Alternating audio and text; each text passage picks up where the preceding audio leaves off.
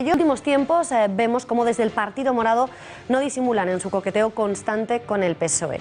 La inestabilidad del equilibrio entre Podemos y sus socios ha llegado incluso a provocar que hoy se autodefinan como socialdemócratas, ideología política a la que antes, hay que recordar, se referían como casta y que choca frontalmente con sus aliados de facto, tanto en Cataluña como en Valencia, Baleares o Galicia. ¿Conseguirá Pablo Iglesias mantener en pie esta coalición tan frágil? Lo vemos en el editorial de Eduardo García Serrano.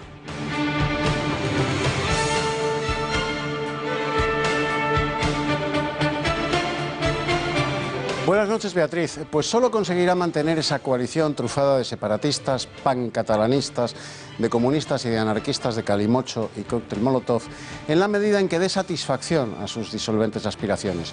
Podemos se proclama ahora socialdemócrata. Es difícil acompasar la socialdemocracia con la expropiación de la propiedad privada y con el separatismo amontaraz de los socios periféricos de Podemos. El punto de encuentro entre todos ellos es el referéndum de independencia de Cataluña y su efecto dominó. Según cómo rueden los dados, Pablo Iglesias podría hacerlo. Podría, pero no debe, en ningún caso, hacerlo. Lo sabe, y de ahí su permanente coqueteo con Pedro Sánchez para rubricar finalmente el pacto del beso que ya le ofreció el PSOE en la fracasada sesión de investidura. Si Pablo Iglesias es capaz de mentir, asegurando ahora que no es comunista, también podría volver a mentir a sus aliados separatistas si el PSOE le cubriese las espaldas.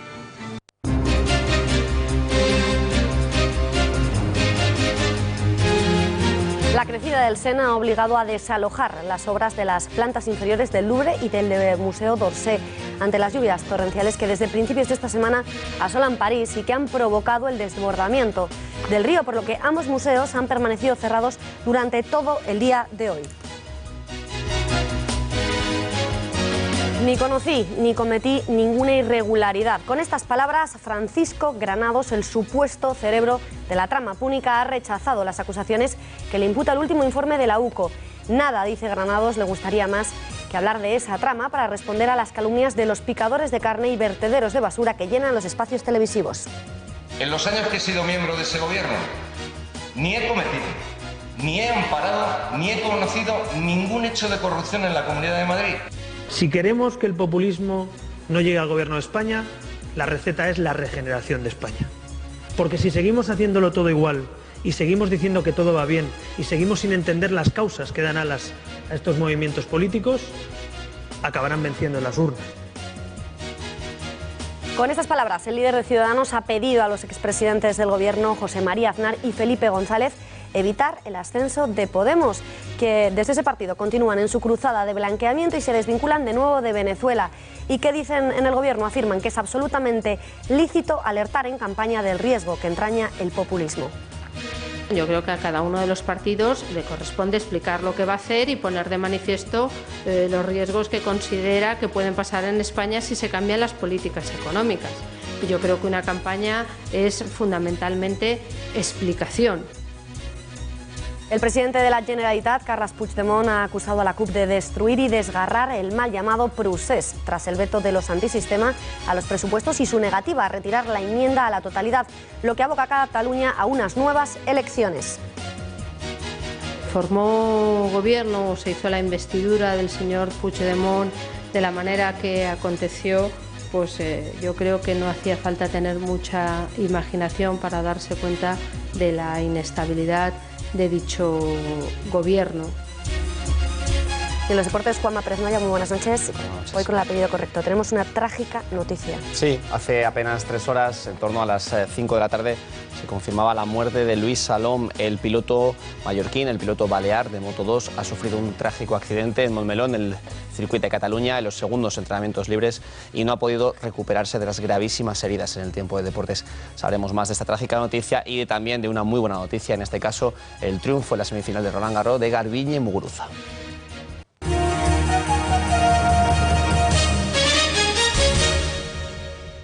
La Guardia Civil se ha presentado la mañana de este viernes en la sede central del Banco Santander, situado en la localidad madrileña de Boadilla del Monte, para solicitar información por el caso de blanqueo relacionado con el HSBC, que se destapó con la llamada lista Falciani.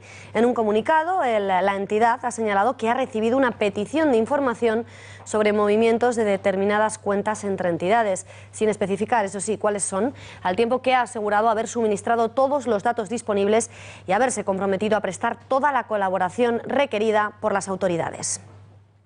Pero, ¿qué es la lista Falciani? Conectamos ya con la redacción abierta, conducida por Xavi Orcajo, para conocer en qué consiste exactamente esa lista. Xavi Orcajo, buenas noches. Buenas noches. En el año 2008, un informático de banca del HSBC, que es un banco inglés en Ginebra llamado Hervé Falciani, fue denunciado a las autoridades suizas. Le dictaron una orden de busca y captura, se refugió en Francia y a partir de ahí empezó a negociar con una lista de clientes, la lista más grande del mundo, conocida por ahora, de evasores fiscales que tenían cuentas no declaradas en Suiza.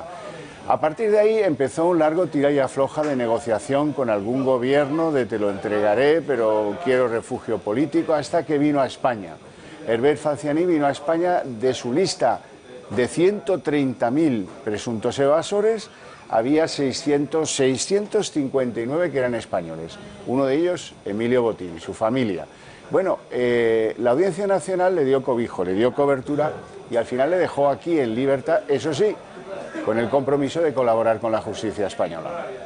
Pues muchísimas gracias, Xavier, y volvemos en unos segundos a la redacción porque allí está también María Matos para que nos cuente, para conocer qué españoles aparecen en esa lista que nos acaba de explicar Xavier Orcajo en qué consiste. María, muy buenas noches. ¿Qué nombres salen en ella? Buenas noches, Beatriz. Pues acabamos de conocer los nombres de esos 659 españoles que, como dices, aparecen en esa lista. Comenzamos por algunos de los nombres más relevantes, como son el del expresidente fallecido del Banco Santander, Emilio Botín, que recordamos que a raíz de esa publicación de la lista Falciani, su familia ha tenido que pagar más de 200 millones de euros a la Hacienda Pública. Seguimos con más nombres, como son los de la familia del expresidente Jordi Pujol, quien ya movía fondos en el extranjero desde el año 1994. Entre los clientes de este banco también se encuentran nombres como el de Guillermo Luca de Tena, quien recordamos que es nieto fundador del periódico ABC y que figura como titular en una cuenta de este banco junto a su esposa.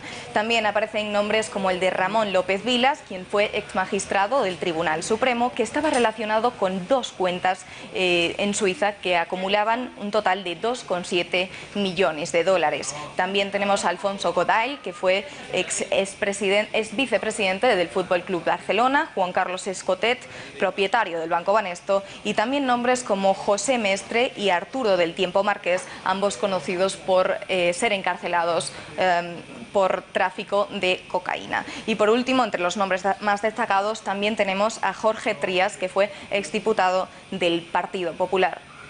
Pues María Matos, interesantísimos esos nombres que nos has desvelado, sin duda empresarios y personas importantísimas de la sociedad y del mundo empresarial español. Tendremos ocasión de ir conociendo cada vez más nombres, por desgracia. Gracias y buenas noches. Buenas noches. Ni ha amparado, ni ha cometido, ni ha conocido ningún delito de corrupción. Así de tajante se ha mostrado el supuesto cerebro de la trama púnica, Francisco Granados, quien afirma que no ha tenido ocasión de leer ni una sola línea de la documentación. Afirma Granados que nada le gustaría más que poder hablar de la trama para responder a todas las calumnias que ha tenido que escuchar de los que define como picadores de carne y esparcidores de basura. Aseguro que nada me apetece más, y más después de esta semana de pasión, que hablar sobre la operación Púnica y responder a todas y cada una de las acusaciones infundadas. No tengo acceso ni he visto ni una sola línea del sumario que se ha levantado, al parecer, el secreto hace unos pocos días. Tendré que dedicar los próximos años a demostrar mi inocencia. Nada me gustaría más que eso. En los años que he sido miembro de ese gobierno, ni he cometido, ni he amparado, ni he conocido ningún hecho de corrupción en la Comunidad de Madrid. Abandonen ustedes cualquier tentación de conseguir tapar la realidad de los años de gobierno de la señora Aguirre, que son 12 hospitales públicos, más de 100 kilómetros de metro, colegios bilingües, centros de salud, en fin, y todo eso bajando impuestos. Entonces, ustedes en esta...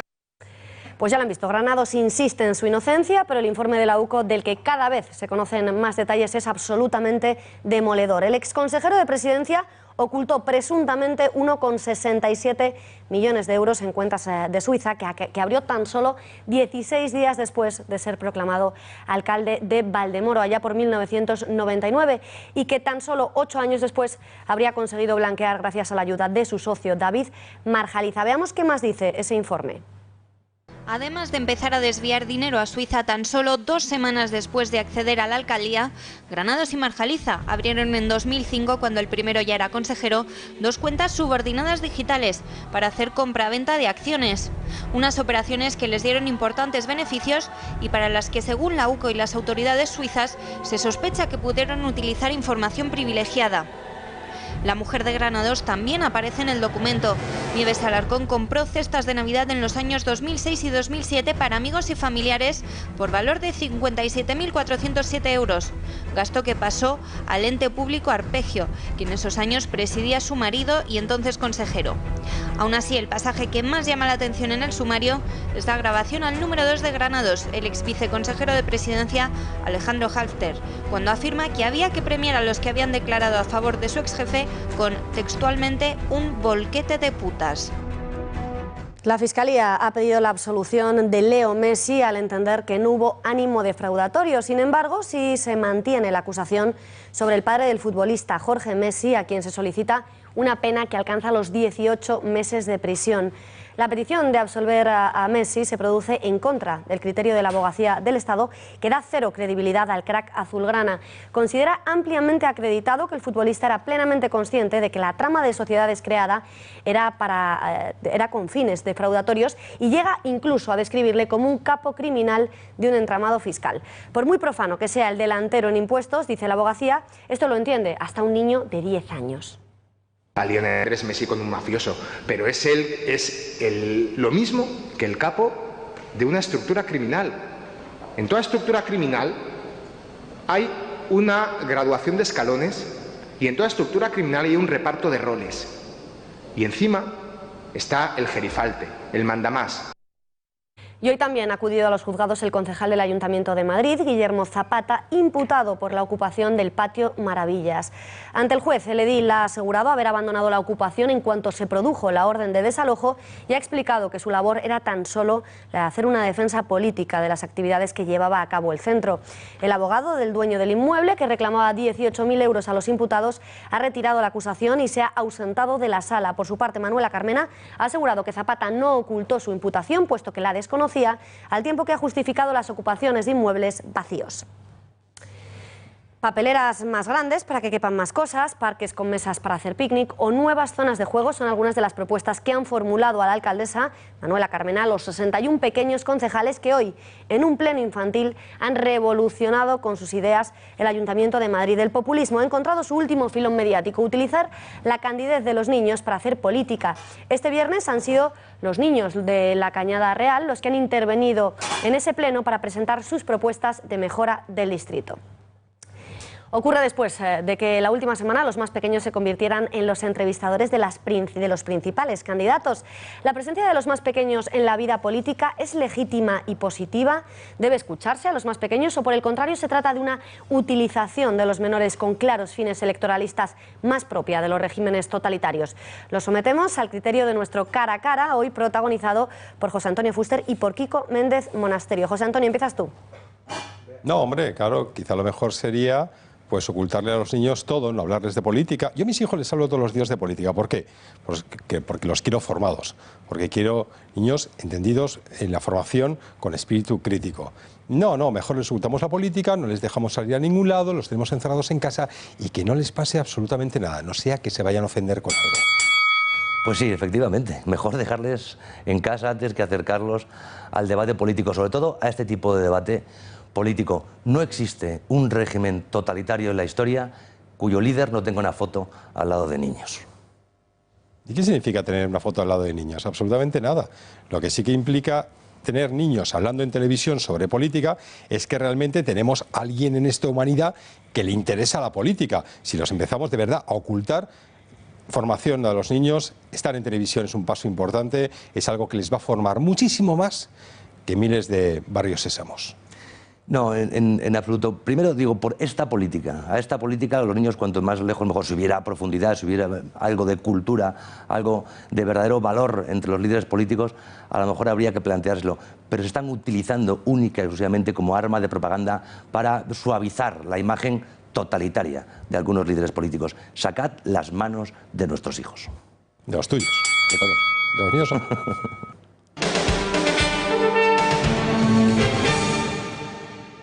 Y en esto pienso como Alberto que no hay vuelta atrás, que de alguna manera hemos conseguido crear un espacio político que representa a sectores y a, digamos, incluso, bueno, pues a identidades muy diferentes, pero que estamos llamados por la historia a caminar juntos.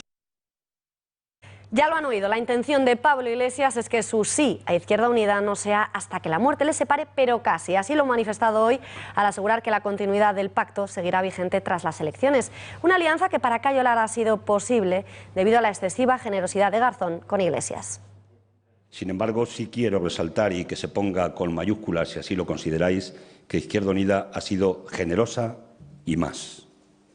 Probablemente podíamos escribir generosidad con mayúsculas en lo que ha sido la actitud que han tenido los negociadores por parte de Izquierda Unida en ese acuerdo. Otro de los socios de Iglesias ha advertido hoy a los socialistas. Se trata de Xavier Domènech, el candidato de En Comú Podem, que concurre en coalición con Podemos a las elecciones generales. Bueno, pues él ha alertado a los socialistas de que el pacto tras la cita electoral será a la barcelonesa o a la valenciana, excluyendo que vaya a producirse un gobierno presidido por Pedro Sánchez. Que es evidente que debemos pasar de esa propuesta, que no fue posible, a otra propuesta, y por eso decimos que pasamos de la propuesta del gobierno valenciana a la propuesta del gobierno de Barcelona. Podemos, como les decíamos, confluye por primera vez en coalición en todo el territorio nacional y, por supuesto, se repiten las tres alianzas que tan buen resultado les dieron en diciembre. María Durán, ¿cómo va a ser la campaña en aquellos territorios en los que le son más favorables las encuestas? Muy buenas noches. Buenas noches, vamos a verlo.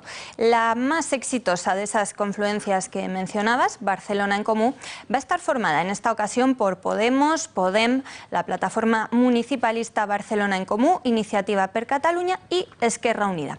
El 20 de obtuvieron 12 escaños. Este mes podrían incluso superarlo y tener por fin el ansiado grupo propio en el Congreso. Y para ello, tanto Ada Colau como su número 2, Xavier Domènech, se van a volcar en numerosos actos de campaña.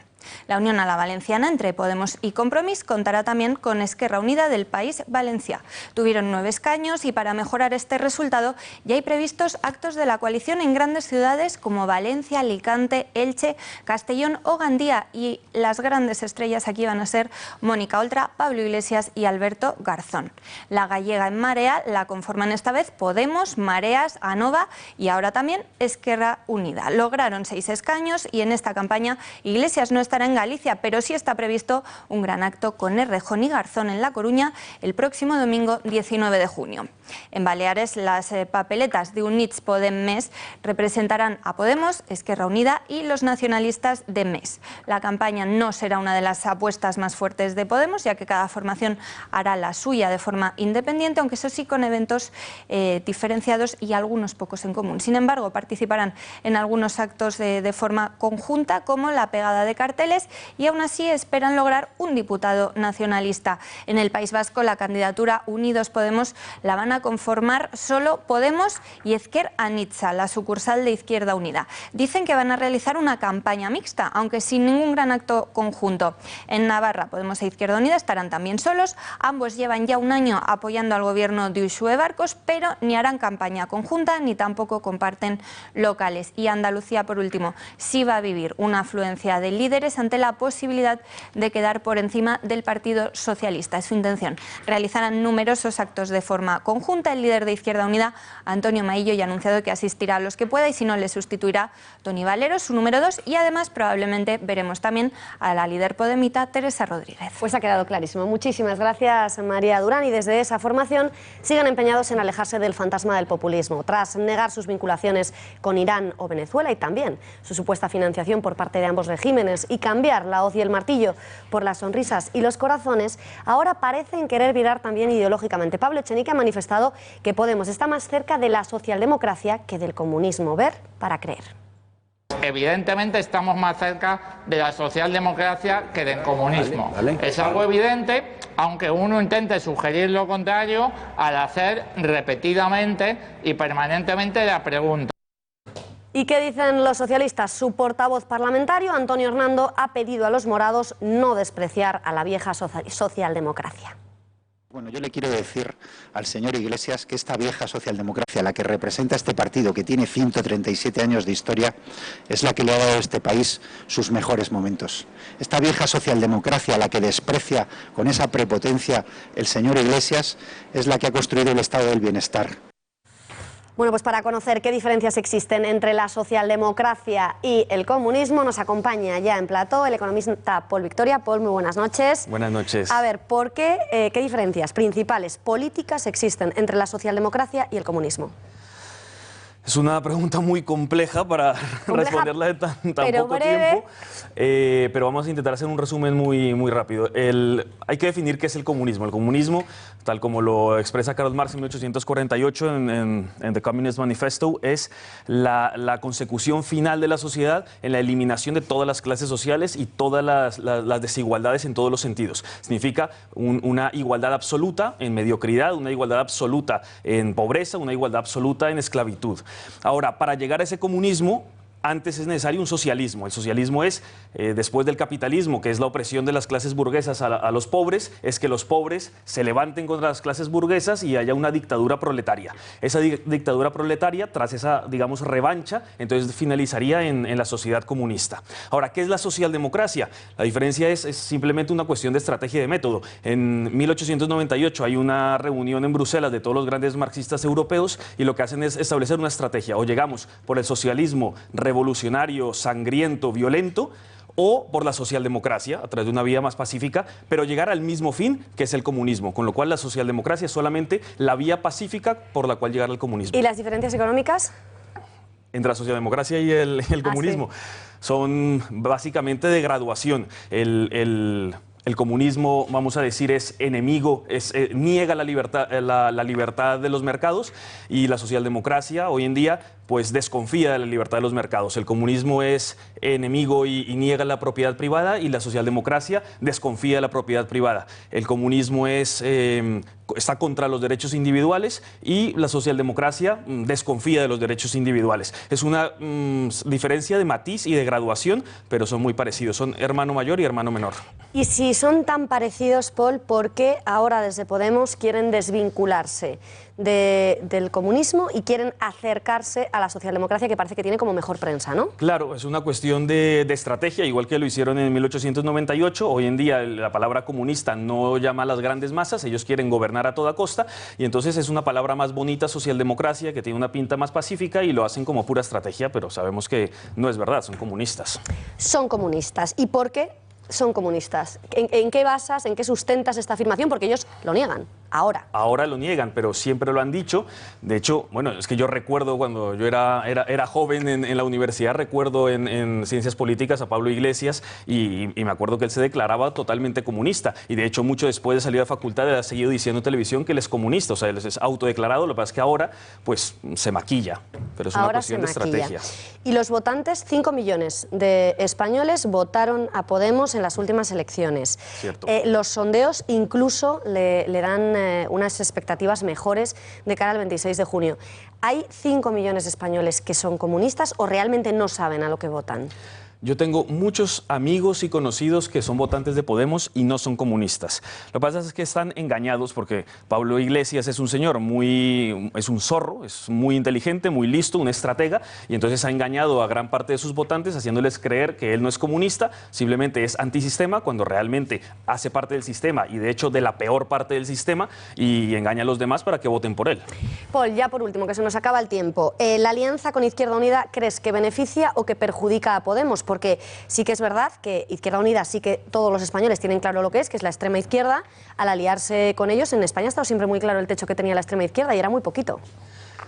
Sí, lo que pasa es que ellos están apostando a que con la cara lavada de socialdemócratas más los votos de los comunistas pueden hacer, digamos, un engaño general muy especializado donde pueden hacer votar a la gente y que creen que puede salir victorioso. Eso solo lo sabremos el día de las elecciones, pero ojalá no suceda de esa manera. Paul, no me resisto a preguntarte, a ver si te atreves a hacer una apuesta. Uno, ¿crees que Podemos se va a convertir en segunda fuerza y va a producirse ese verdadero sorpaso al PSOE? Y por otra parte, si gana Podemos, ¿aplicará políticas socialdemócratas o comunistas?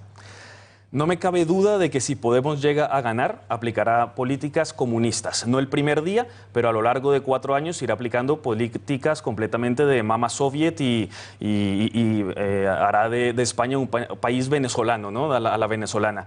Que puedan ganar ciertamente es una posibilidad real y por tanto no la podemos descartar en absoluto.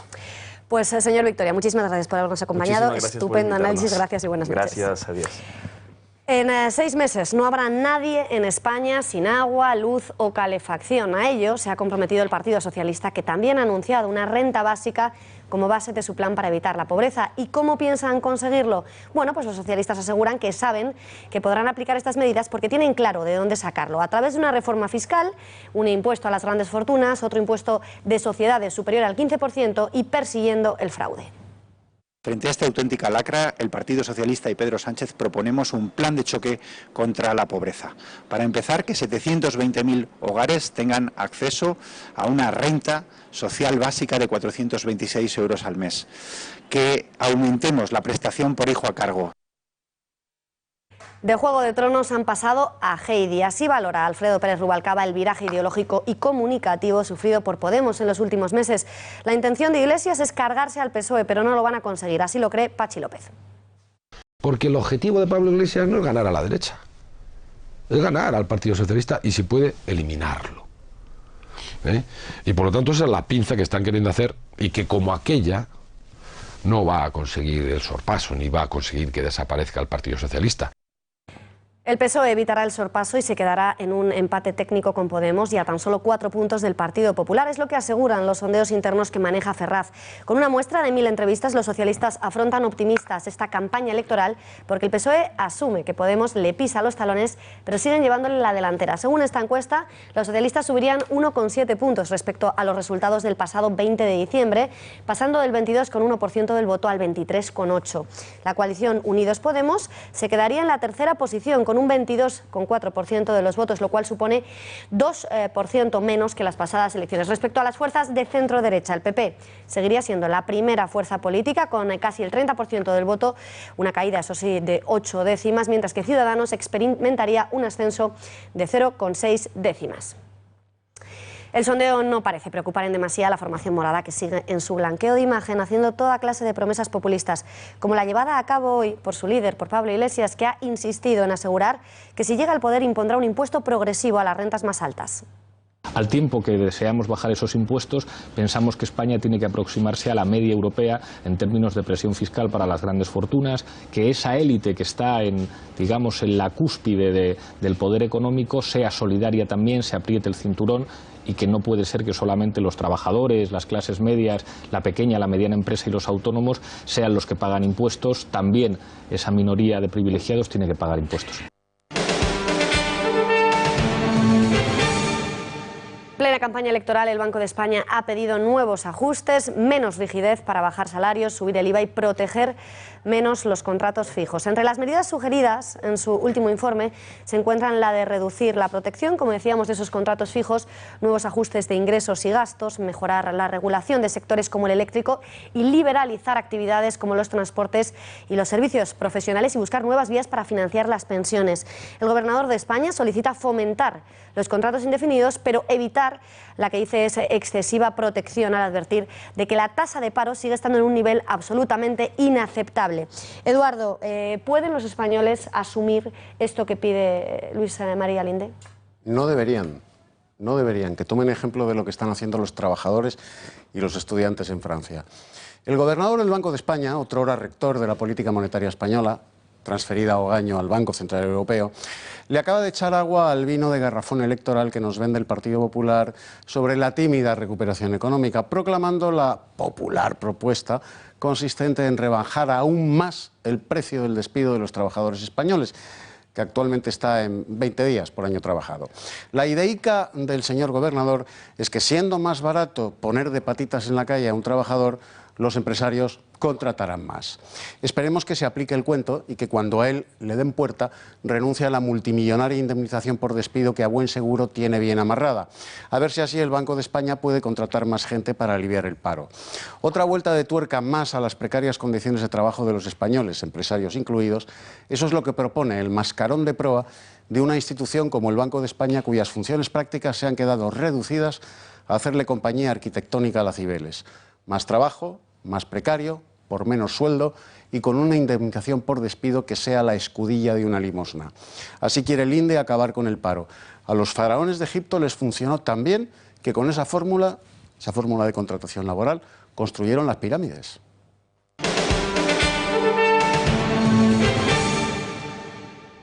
El presidente de la Generalitat, Carles Puigdemont, ha acusado a la CUP de destruir y desgarrar el mal llamado procés tras el veto de los antisistema a los presupuestos y su negativa a retirar la enmienda a la totalidad, lo que aboca a Cataluña a unas nuevas elecciones. Pese a la oferta del Govern de recoger algunas de las demandas de la formación anticapitalista una vez se levantara la enmienda a la totalidad, el ofrecimiento no contentó a la CUP, que insistió en que el gobierno regional retirara las cuentas y reformulara una nueva propuesta de verdadera ruptura, decían. Y la negativa de la CUP es un golpe bajo al Govern, así lo ha definido el candidato de Convergencia a las Generales, Francesc Homs, que ha puesto de manifiesto la falta de seriedad de los cuperos al negarse a aprobar los presupuestos. Es un golpe bajo al Govern de la Generalitat y un incumplimiento flagrante del compromiso que adquirió la CUP, es decir, sería una actitud menos que seria. Es la crónica de un fracaso anunciado. Así al menos lo ven desde el Gobierno central, donde su vicepresidenta, Soraya Sáez de Santamaría, ha asegurado su absoluta falta de sorpresa ante la inestabilidad de la región. Una inestabilidad que, señala, era más que previsible. Cuando se formó gobierno o se hizo la investidura del señor Puigdemont de la manera que aconteció, pues yo creo que no hacía falta tener mucha imaginación para darse cuenta de la inestabilidad de dicho gobierno. Eduardo, ¿qué te parece? ¿Por qué crees que ha fracasado esta alianza entre la CUP y Junts pel Sí? Porque los señoritos de Junts pel Sí creyeron que podían dominar a los montaraces diputados de la CUP. A pesar de que, es cierto, la política hace extraños compañeros de cama, cuando uno mete en el tálamo a un señorito burgués separatista de Sarriá o Pedralbes con un o una perroflauta anarcocomunista de las CUP, aunque también sea separatista, por supuesto, la coyunda política contra natura acaba como la guerra de los Rous, que en versión catalana es la batalla de Gracia. Por eso Cataluña está abocada a unas nuevas elecciones, gracias a esa coyunda parlamentaria entre los bárbaros de las CUP y los señoritos burgueses de Junts pel Sí. La hueste de Mas y de Puigdemont creía que bastaba con ser todos separatistas para llevarse a los montaraces diputados de las CUP al huerto, y resulta que ha sido exactamente al contrario. Han sido los diputados de las CUP los que han jugado, como juega el gato maula con el mísero ratón, con los señoritos burgueses de Junts pel Sí, que no han proclamado la independencia, entre otras cosas porque la temen más de lo que la desean. Por eso Puigdemont va a durar menos en la presidencia de la Generalitat que uno de los pasteles de la confitería de su padre en la puerta de un local ocupado por las CUP.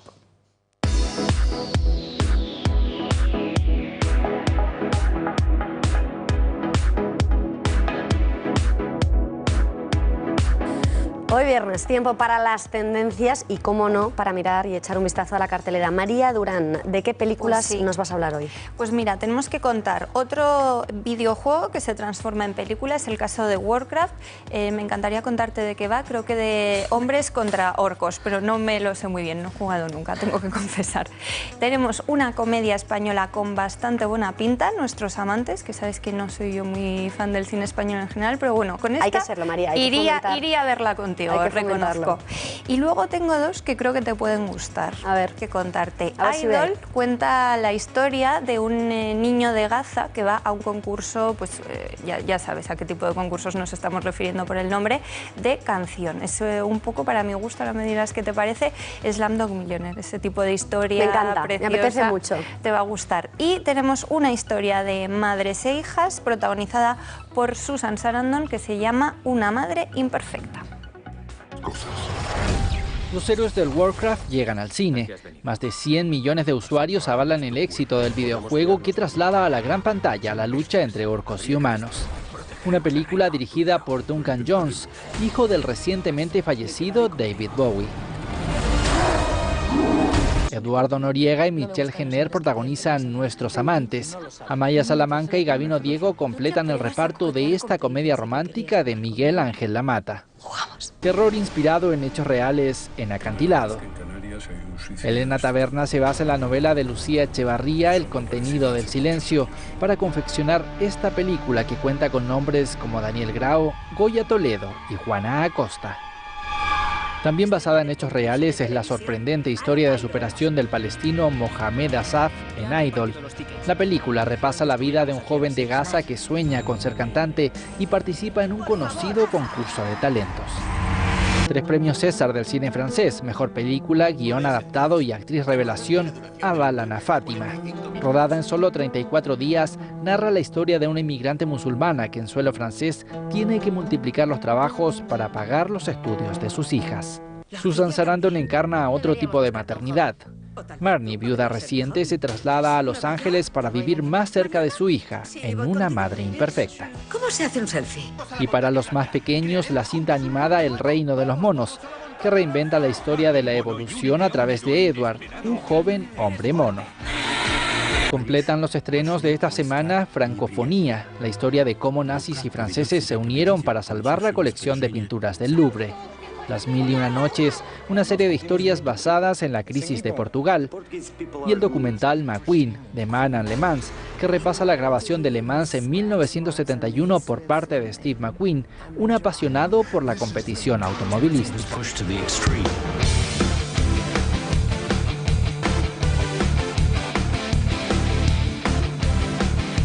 Y en los deportes, Juanma, arrancábamos este informativo con esa trágica noticia de la muerte de Salom. Ampliamos información.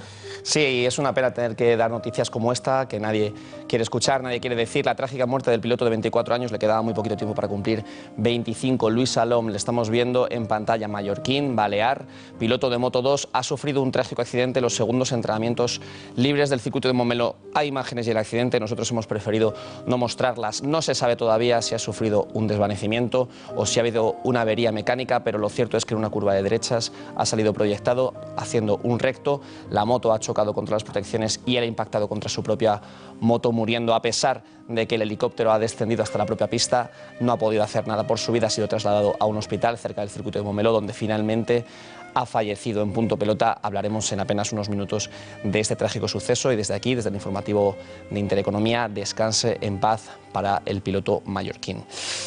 Nos vamos de esta trágica noticia seguimos en Barcelona, hasta otro asunto, en este caso futbolístico, la marcha de este hombre, Marc Bartra. Le estamos viendo en pantalla. Se sabía que después de una temporada en la que apenas se había contado para Luis Enrique, la anterior tampoco, se iba a marchar del club azulgrana y hoy se ha confirmado. Lo que no se conocía era su destino, que hoy se ha hecho oficial. El Borussia de Dortmund pagará en torno a 8 millones de euros. Hay que recordar que debido a que había jugado pocos minutos, la cláusula de salida era bastante inferior. Vamos a ver justo a continuación, lo estamos viendo ya detrás de mí en sus pantallas, el comunicado oficial del Fútbol Club Barcelona diciendo que es traspasado al Borussia de Dortmund, que facilitan su salida para que así pueda marcharse al lugar, al destino en el que el central azulgrana quería jugar. Cubrirá el puesto de Hummels, que se marcha al Bayern de Múnich. Y otra noticia que también hemos adelantado al inicio de este informativo, con la que nos vamos a ir, y es muchísimo mejor. Lo estamos viendo, este es el trofeo de Roland Garros, lleva 13 días disputándose y en la semifinal entre Garbiñe Muguruza y su rival, la australiana Stenser, ha ganado en apenas 2 sets, ha pasado por encima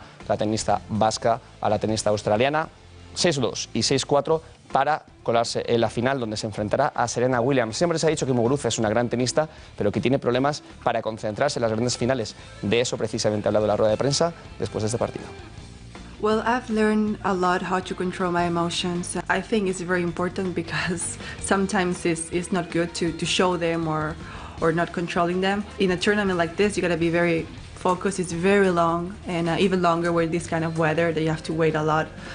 So yeah, I'm learning, and here I just put everything into that, and it's going well. Bueno, Juanma, pues con esto ya acabamos, es viernes, nos tenemos que ir por ahí todos. Pero todavía no todos, porque hay que estar pendiente del punto pelota. Porque hay que estar pendiente del punto pelota y tú te quedas, ¿ves? Eso claro, es. por eso no quieres que nos vayamos todos. ¿Quiénes vais a estar? Pues mira, estaremos en apenas unos minutos, Alonso Caparrós a los mandos, con Ulises Sánchez Flor, Fernando Ballesteros, Rubén Uría, estaré yo y estará también José Antonio Fuster. Bueno, pues a ver si Y María habláis. Morán, como siempre, en las redes sociales. A ver de qué habláis, y mira, veráis. Bueno, les dejamos, como decía Juanma, con Alonso, con María Morán, y después, a las 10 de la noche, como cada día, tienen que quedarse, no pueden perderse el gato al agua. Nosotros nos despedimos, no sin antes desearles que pasen un estupendo fin de semana. Nos vamos, gracias y buenas noches.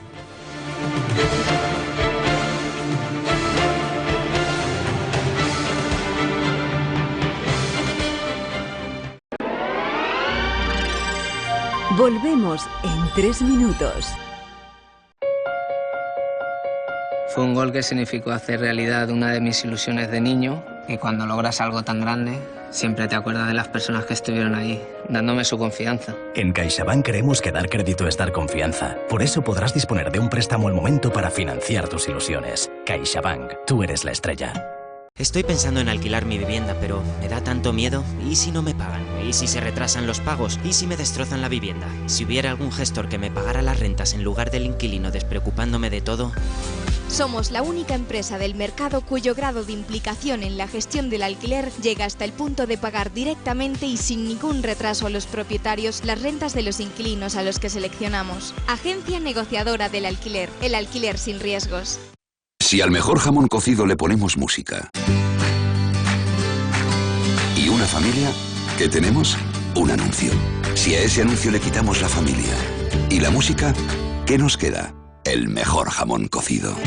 Y si al mejor jamón cocido le quitamos sal, grasa y calorías, ¿qué tenemos? Bienestar, el sabor con más corazón. El Pozo. Porque nuestro conocimiento es su seguridad. Si tiene un coche automático, dele el mejor cuidado en Automatic. Hacemos el mantenimiento y reparación de su cambio automático. Tú conducirás más tranquilo, ellos más seguros. Automatic. Expertos en cambios automáticos. Y si al mejor jamón cocido le quitamos sal, grasa y calorías, ¿qué tenemos? Bienestar, el sabor con más corazón. El Pozo.